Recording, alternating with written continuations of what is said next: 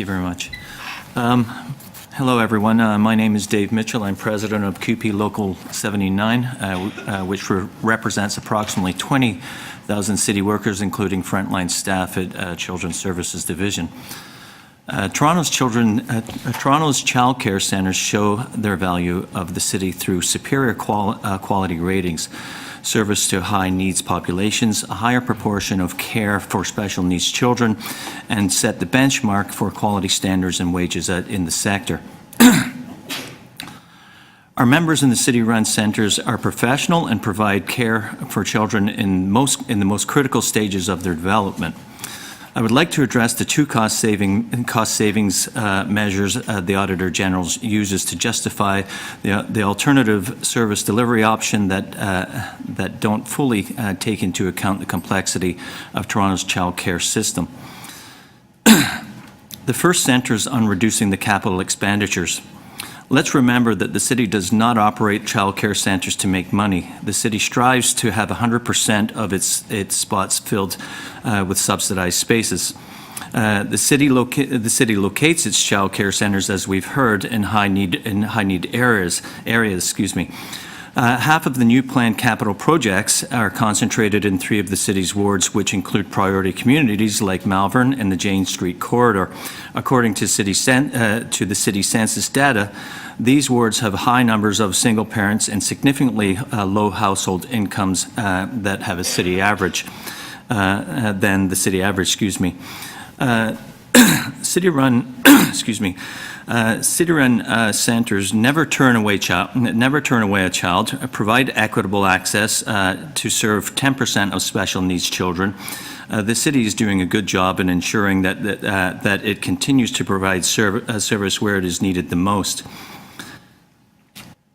and structures where services are provided to ensure greater access. Similarly, city staff have done a good job at reducing operating costs when services are not needed in the area. For example, the city has closed its facilities when enrollment is low, or there are other operators that are in the area that meet the local needs. Let's also put the city's contribution to Toronto childcare system in perspective. City-run centres account for 3%, as we've heard, of the childcare services in Toronto. It is a small but essential part of the sector because of its mandate to target the child care system gaps. The Auditor General's report ignores City Council's already adopted child care growth strategy, a well-researched plan that includes investment in capital projects to meet those growths and increase access in the most needed areas. It is confusing that the auditor acknowledges the low wages in the sector and the corresponding need to raise the wages, while at the same time recommending that the city take advantage of low-paid workers to subsidize childcare costs, lowering wages regardless of who provides the services, lower wages across the sector and for women.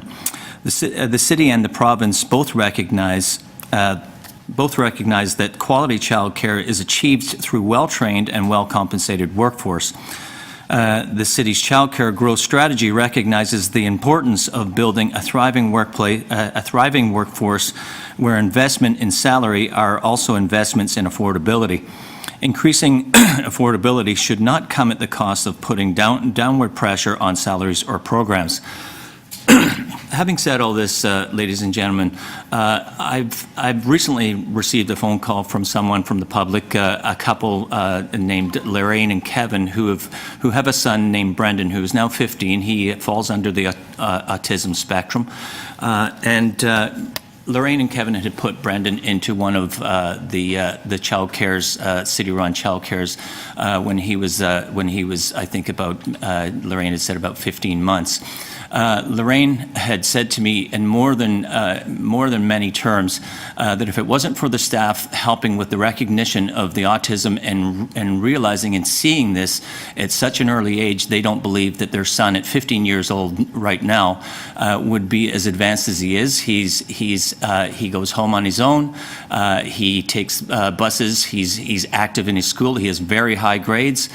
He's achieving beyond what his parents and many people thought he would achieve, and they contribute that mainly to the work that was done at the city-run child care center and the ability of those folks to recognize what was needed at the time and help the parents achieve the goals that they've achieved for their sons. So thank you very much. Thank you again.